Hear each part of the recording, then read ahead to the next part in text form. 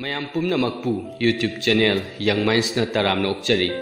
Ngasi mayam daliga dauriba wari asi Portugal gi phunga wari ni.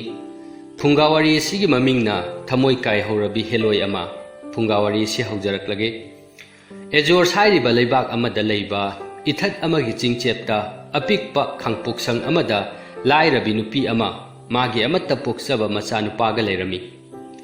Machanupa adugi maming Francisco kaurami. Francisco numit khudingi apikpa hi amada nga phaba chalami. Numidang khudingi makhoina chanaba amadi mamana yonanaba nga pharaga halaklami.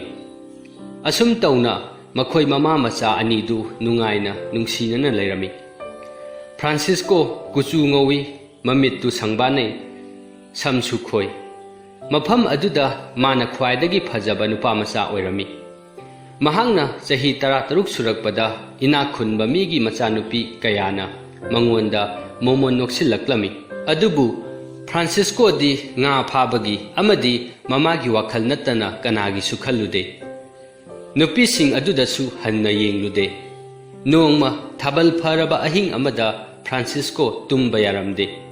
Famungda tumduna leiriba mamabu haudoklaga hairami ima ai nga pharuge. Thabal mangal sina aibu tumba yahandre. Mamaduna ngakna famungdagi haugallaklaga haraklami. Ichanupa nungdang sida karigi nga phaba chatkadauribano. Nahakti mamangda amuktasu ahingda samudrada nga phaba chatkidri.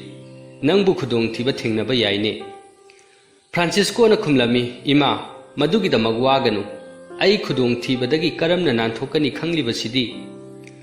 Nungdang oijarabasu ayuk nungthilgumna ngalibasidi. Hayeng nangna kaithelda yonaba ai nga kayam purake yengu. Mamana hoi haibagi mawongda mangaktu jingnana hairami.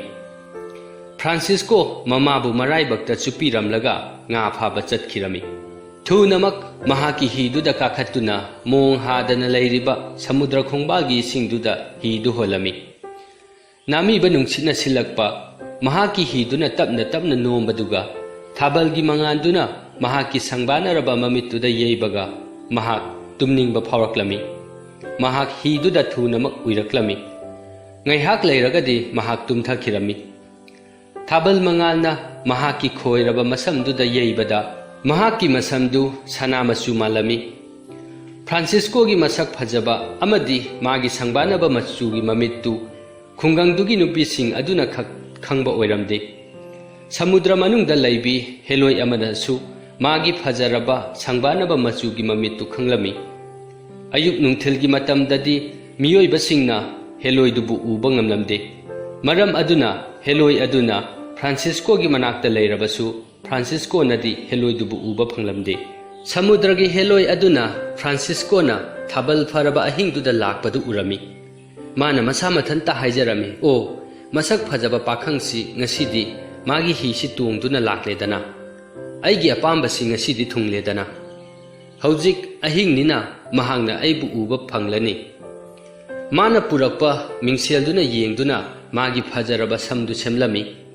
Magi makoktasu mamal naidraba mani muktana laitinglami. Mangaktasu mani muktagi phajaraba liksirami. Mahangna hidugi manakta changsilubadadi Francisco du tumduna leiramba thengnarami. Mahak hidugi manakta yamna thuna iroiduna chatlami. Akiba mijeng amaga loinana masa mathanta haijarami. Is madi khudong thiba tagadauridana. Magi hi sidi nungjaw sida thumjinduna machet tana kaigadauridana. Ai mabu haudoktana aigi yumda purage. Mahangna khanglaklaga aibu mana khitang nungsirakpasu yaida. Mikup amadi mahak chamamnaduna leirami. Francisco bu samudragi manimuktagi lairimbidugi manakta pubada magi yumdagi kayam lapajano khalami. Tumliba Francisco bu magi mathanungda tapna chingsilaga masa mathanta haijarami. Sida leiriba nungjausing asidi tasengna khudong thiganida. Mathangi ayukta nga phaba miyoi singna Francisco gi hidu samudrada tauduna leiramba thengnarami. Pung kaya mamana Francisco bu halakpa ngairami. Adubu machanupadudi halaklamdi. Kona thangdadi machagi hidu samudrada tauduna leirambagi paudu tabadagidi mahak wabana kham thenglami. Magi masadu yamna phaba machani haiduna tengthaduna kaplami. Masa yaudana karamna hingani khalami. Numit kaya hapta kaya haukhirami. Mamadudi hingbadu nongma nongmagi wasilaklami. Mahaki masadu yamna uninglami. Machada natana mana farakpa ngadusu uninglami. Haujikti mamadu chana thangnabasu marang kaina leitre. Mabuk thannasu chadre. Yumlonaba amana haraklami. Nahak samudragi panjidugi manakta karigi chatribanu. Mangwanda nangi awabadu tamluso. Francisco gi mamadi samudragi panji unabadi araibadi natte khanglami. Panji du unabada lambi lamsang chatkadawribani madusu khudong thiba thabakni. Yumlonaba nupa aduna panji aduna Francisco gi mamagi awabadu soidana kokhanbigani hairami. Francisco gi mamadu samudragi panji duga unadrabadi mahak leitapam khangloi khanglami. Maram aduna mahak Francisco gi hidu honduna panji adugi manakta chatlami. Mahak samudragi panji na leiriba ithat aduda yauraklami. Panji tu yamna wangi ithat tuda hek yaubaga Francisco gi mamana panji dubu thengnarami. Panji du mayamdagi hena wanglami. Angauba makoi duna makhong yaurami. Ngagi makuna pijol oina setlami. Panji duna haraklami mama ibema aihak nangi kari mateng pangugi. Samudragi panji du thaujal yamna hairami. Lausingsu yamna leirami. Francisco gi mama dudi hanadi panji du unabada kigani khalambani.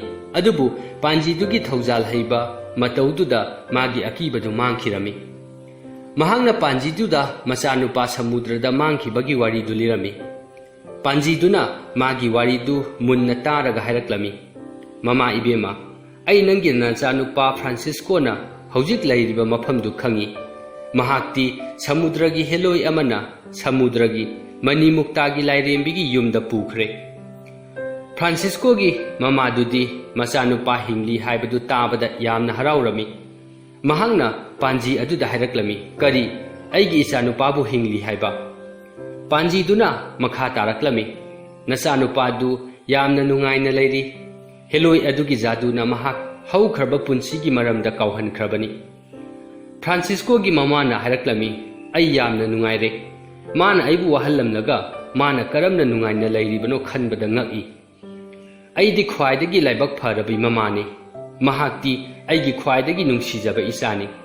Panji duna wa ngangba hek haurakpaga Francisco gi mamaduna marak thatlaga haraklami.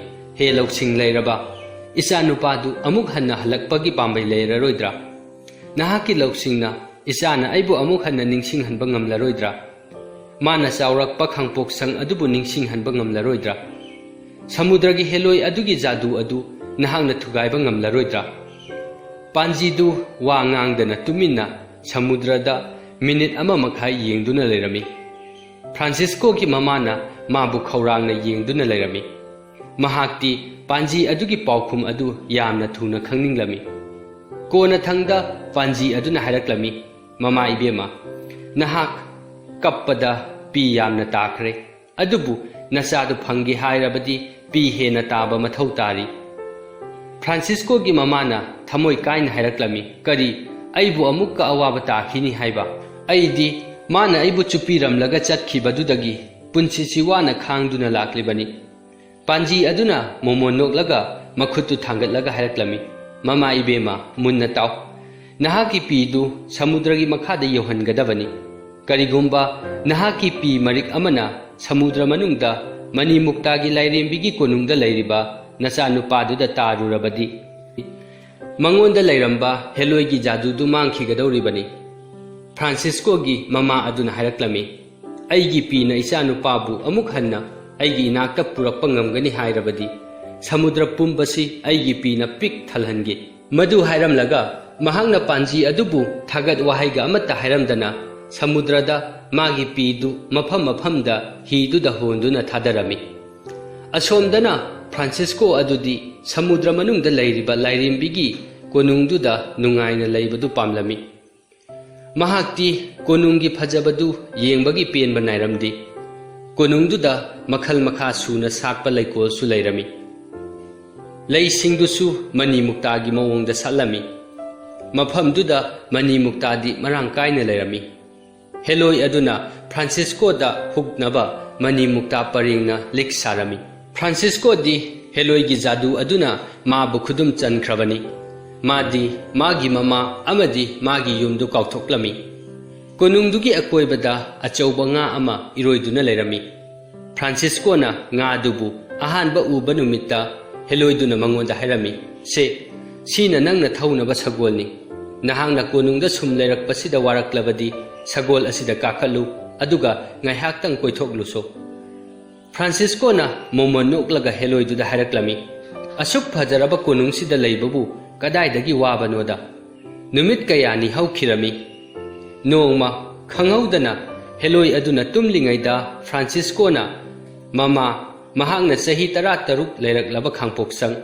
ꯃꯍꯥꯛꯀꯤ ꯉꯥ ꯐꯥꯅꯕ ꯍꯤ, ꯊꯥꯕꯜꯒꯤ ꯃꯉꯥꯜ ꯆꯠꯂꯝꯗꯥꯏꯗ ꯃꯃꯥꯕꯨ ꯆꯨꯞꯄꯤꯔꯝꯕꯗꯨ ꯅꯤꯡꯁꯤꯡꯂꯛꯂꯝꯃꯤ꯫ ꯃꯍꯥꯛꯅ ꯇꯨꯝꯗꯨꯅ ꯂꯩꯔꯤꯕ ꯍꯦꯂꯣꯏ ꯑꯗꯨꯕꯨ ꯍꯧꯗꯣꯛꯂꯝꯗꯦ꯫ ꯀꯣꯅꯨꯡꯗꯨꯒꯤ ꯃꯤꯅꯥꯏꯁꯤꯡ ꯑꯗꯨꯗꯁꯨ ꯀꯔꯤꯁꯨ ꯍꯥꯏꯔꯝꯗꯅ ꯀꯣꯅꯨꯡꯗꯨꯗꯒꯤ ꯊꯣꯔꯛꯂꯒ ꯉꯥ ꯑꯆꯧꯕꯗꯨꯗ ꯍꯥꯏꯔꯝꯃꯤ, ꯊꯨꯔꯣ, ꯑꯩꯕꯨ ꯌꯨꯝꯗ ꯑꯃꯨꯛꯇ ꯊꯤꯜꯂꯨ꯫ ꯑꯩꯒꯤ ꯏꯃꯥꯗꯨ ꯊꯃꯣꯏ ꯀꯥꯏꯗꯨꯅ ꯂꯩꯔꯤ꯫ ꯃꯍꯥꯛ ꯑꯩꯒꯤꯗꯃꯛ ꯄꯤ ꯌꯥꯝꯅ ꯆꯤꯟꯊꯔꯦ꯫ ꯍꯟꯗꯛꯇꯤ ꯃꯍꯥꯛ ꯃꯃꯤꯠ ꯇꯥꯡꯂꯝꯕꯁꯨ ꯌꯥꯔꯦ꯫ ꯄꯨꯡ ꯑꯃꯒꯤ ꯃꯇꯨꯡꯗ ꯐ꯭ꯔꯥꯟꯁꯤꯁꯀꯣ ꯇꯦꯛꯇ ꯀꯥꯏꯗꯅ ꯃꯌꯨꯝꯗ ꯌꯧꯔꯝꯃꯤ꯫ ꯃꯃꯥꯅ ꯃꯥꯕꯨ ꯆꯦꯠꯅ ꯀꯣꯟꯁꯤꯜꯂꯝꯃꯤ꯫ ꯃꯃꯥꯗꯨꯗꯤ ꯀꯞꯃꯟꯕꯗꯒꯤ ꯃꯃꯤꯠꯇꯨ ꯄꯣꯝꯈꯠꯂꯝꯂꯦ꯫ ꯃꯃꯤꯠꯇꯨ ꯎꯏꯁꯤꯟꯕꯒ ꯃꯥꯟꯅꯔꯦ꯫ ꯑꯗꯨꯕꯨ ꯃꯃꯤꯠꯇꯨꯗꯤ ꯂꯣꯏꯅ ꯎꯏꯁꯤꯟꯕꯗꯤ ꯑꯣꯏꯔꯝꯗꯦ, ꯈꯔꯗꯤ ꯄꯥꯡꯊꯣꯛꯂꯝꯃꯤ꯫ ꯃꯃꯥꯅ ꯃꯉꯣꯟꯗ ꯍꯥꯏꯔꯛꯂꯝꯃꯤ, ꯅꯪ ꯉꯥ ꯐꯥꯕ ꯑꯃꯨꯛ ꯍꯟꯅ ꯆꯠꯂꯣꯏ ꯍꯥꯏꯅ ꯋꯥꯁꯛꯎ꯫ ꯐ꯭ꯔꯥꯟꯁꯤꯁꯀꯣ ꯃꯃꯥꯗ ꯋꯥꯁꯛꯇꯨꯅ ꯉꯥ ꯐꯥꯕ ꯑꯃꯨꯛ ꯍꯟꯅ ꯆꯠꯂꯔꯣꯏ ꯍꯥꯏꯔꯝꯃꯤ꯫ ꯑꯗꯨꯗꯒꯤ ꯃꯍꯥꯛ ꯁꯥꯗꯥꯟꯕ ꯑꯃꯨꯛ ꯑꯣꯏꯔꯛꯂꯝꯃꯤ꯫ ꯆꯤꯡꯆꯦꯞꯇꯨꯗ ꯍꯧꯕ ꯎ ꯌꯥꯟꯗꯨꯅ ꯁꯥ ꯇꯥꯟꯕꯗ ꯁꯤꯖꯤꯟꯅꯅꯕ ꯇꯥ ꯁꯥꯔꯝꯃꯤ꯫ ꯍꯧꯖꯤꯛꯇꯤ ꯃꯍꯥꯛ ꯍꯥꯟꯅꯗꯒꯤ ꯍꯦꯟꯅ ꯃꯁꯛ ꯐꯖꯔꯦ꯫ ꯃꯥꯅ ꯆꯠꯂꯤꯕ ꯃꯥꯏꯀꯩ ꯈꯨꯗꯤꯡꯃꯛꯇ ꯂꯩꯁꯥꯕꯤꯁꯤꯡꯅ ꯃꯉꯣꯟꯗ ꯃꯣꯃꯣꯟ ꯅꯣꯛꯁꯤꯜꯂꯛꯂꯝꯃꯤ꯫ ꯃꯍꯥꯛꯅ ꯈꯨꯡꯒꯪ ꯑꯗꯨꯒꯤ ꯏꯅꯥꯛ ꯈꯨꯟꯕ ꯅꯨꯄꯥ ꯑꯃꯒꯤ ꯃꯆꯥꯅꯨꯄꯤꯕꯨ ꯅꯨꯡꯁꯤꯔꯝꯃꯤ꯫ ꯃꯍꯥꯛꯅ ꯀꯣꯏꯕ ꯆꯠꯄꯗ ꯅꯨꯄꯤꯗꯨꯗ ꯄꯤꯅꯕ ꯃꯥꯅ ꯍꯥꯠꯄ ꯁꯥꯗꯨ ꯅꯠꯇꯅ ꯀꯔꯤꯁꯨ ꯂꯩꯔꯝꯗꯦ꯫ ꯏꯅꯥꯛ ꯈꯨꯟꯕ ꯅꯨꯄꯥꯗꯨꯅ ꯍꯥꯏꯔꯛꯂꯝꯃꯤ, ꯑꯩꯒꯤ ꯏꯆꯥꯅꯨꯄꯤꯁꯤꯗꯤ ꯃꯃꯜ ꯌꯥꯝꯕ ꯈꯨꯗꯣꯜ ꯄꯨꯔꯛꯄ ꯉꯝꯕ ꯄꯥꯈꯪꯗ ꯄꯤꯒꯅꯤ, ꯂꯨꯍꯣꯡꯒꯅꯤ꯫ ꯋꯥꯐꯝꯗꯨ ꯇꯥꯕꯗ ꯐ꯭ꯔꯥꯟꯁꯤꯁꯀꯣ ꯅꯤꯡꯕ ꯀꯥꯏꯅ ꯃꯌꯨꯝꯗ ꯍꯜꯂꯛꯂꯝꯃꯤ꯫ ꯁꯃꯨꯗ꯭ꯔ ꯈꯣꯡꯕꯥꯜꯗ ꯐꯝꯗꯨꯅ ꯃꯄꯤ ꯏꯔꯥ ꯆꯦꯟꯗꯨꯅ ꯁꯃꯨꯗ꯭ꯔꯒꯤ ꯏꯁꯤꯡꯗꯨꯗ ꯌꯦꯡꯗꯨꯅ ꯂꯩꯔꯝꯃꯤ꯫ ꯃꯇꯝꯗꯨꯗꯗꯤ ꯁꯃꯨꯗ꯭ꯔꯒꯤ ꯍꯦꯂꯣꯏꯁꯤꯡꯗꯨ ꯁꯃꯨꯗ꯭ꯔ ꯈꯣꯡꯕꯥꯜꯗ ꯌꯥꯝꯅ ꯇꯣꯏꯅ ꯂꯩꯔꯝꯃꯤ꯫ ꯍꯦꯂꯣꯏꯗꯨꯗꯤ ꯐ꯭ꯔꯥꯟꯁꯤꯁꯀꯣꯕꯨ ꯃꯇꯝ ꯄꯨꯝꯅꯃꯛꯇ ꯉꯥꯏꯗꯨꯅ ꯂꯩꯔꯝꯃꯤ꯫ ꯃꯍꯥꯛꯅ ꯐ꯭ꯔꯥꯟꯁꯤꯁꯀꯣꯗꯨ ꯋꯥꯅ ꯁꯃꯨꯗ꯭ꯔ ꯈꯣꯡꯕꯥꯜꯗꯨꯗ ꯐꯝꯕꯗꯨꯗ ꯃꯍꯥꯛ ꯊꯋꯥꯏ ꯌꯥꯝꯅ ꯅꯨꯡꯉꯥꯏꯔꯝꯗꯦ꯫ ꯃꯍꯥꯛꯅ ꯐ꯭ꯔꯥꯟꯁꯤꯁꯀꯣꯅ ꯋꯥꯔꯤꯕꯒꯤ ꯃꯔꯝꯗꯨ ꯈꯪꯂꯝꯃꯤ꯫ ꯃꯊꯪꯒꯤ ꯑꯌꯨꯛꯇ ꯐ꯭ꯔꯥꯟꯁꯤꯁꯀꯣꯅ ꯃꯥꯒꯤ ꯇꯥ ꯁꯦꯝꯅꯕ ꯎ ꯊꯤꯕ ꯂꯥꯛꯄꯗ ꯃꯃꯜ ꯅꯥꯏꯗ꯭ꯔꯕ ꯃꯅꯤ ꯃꯨꯛꯇꯥ ꯄꯔꯦꯡꯒꯤ ꯂꯤꯛ ꯑꯃ ꯁꯃꯨꯗ꯭ꯔ ꯈꯣꯡꯕꯥꯜꯗꯨꯗ ꯇꯥꯗꯨꯅ ꯂꯩꯔꯝꯕ ꯊꯦꯡꯅꯔꯝꯃꯤ꯫ ꯂꯤꯛ ꯑꯗꯨꯗꯤ ꯁꯃꯨꯗ꯭ꯔꯒꯤ ꯍꯦꯂꯣꯏ ꯑꯗꯨꯅ ꯃꯉꯣꯟꯗ ꯈꯨꯗꯣꯜ ꯑꯣꯏꯅ ꯄꯤꯕꯅꯤ꯫ ꯑꯗꯨꯕꯨ ꯃꯥꯒꯤ ꯃꯃꯥꯒꯤ ꯄꯤꯅ ꯃꯉꯣꯟꯗ ꯊꯦꯡꯈꯤꯕꯗꯒꯤ ꯃꯥꯗꯤ ꯍꯦꯂꯣꯏꯗꯨꯕꯨ ꯀꯥꯎꯊꯣꯛꯈ꯭ꯔꯕꯅꯤ꯫ ꯃꯍꯥꯛꯅ ꯃꯃꯜ ꯌꯥꯝꯂꯕ ꯃꯅꯤ ꯃꯨꯛꯇꯥꯒꯤ ꯂꯤꯛ ꯑꯗꯨ ꯏꯅꯥꯛ ꯈꯨꯟꯕ ꯅꯨꯄꯥ ꯑꯗꯨꯒꯤ ꯃꯆꯥꯅꯨꯄꯤꯗꯨꯗ ꯈꯨꯗꯣꯜ ꯑꯣꯏꯅ ꯄꯤꯔꯝꯃꯤ꯫ ꯑꯗꯨꯗꯒꯤ ꯃꯈꯣꯏ ꯑꯅꯤ ꯂꯨꯍꯣꯡꯗꯨꯅ ꯅꯨꯡꯉꯥꯏ ꯌꯥꯏꯐꯅ ꯄꯥꯟꯈ꯭ꯔꯦ꯫ ꯋꯥꯔꯤ ꯑꯁꯤ ꯃꯇꯥꯡ ꯑꯁꯤꯗ ꯂꯣꯏꯁꯤꯟꯖꯔꯦ꯫ ꯋꯥꯔꯤ ꯑꯁꯤ ꯂꯤꯕꯗ ꯁꯣꯏꯈꯤꯕ ꯌꯥꯎꯔꯕꯁꯨ ꯇꯥꯕꯤꯔꯤꯕ ꯄꯨꯝꯅꯃꯛꯅ ꯉꯥꯛꯄꯤꯅꯕ ꯅꯣꯂꯨꯛꯅ ꯍꯥꯏꯖꯔꯤ꯫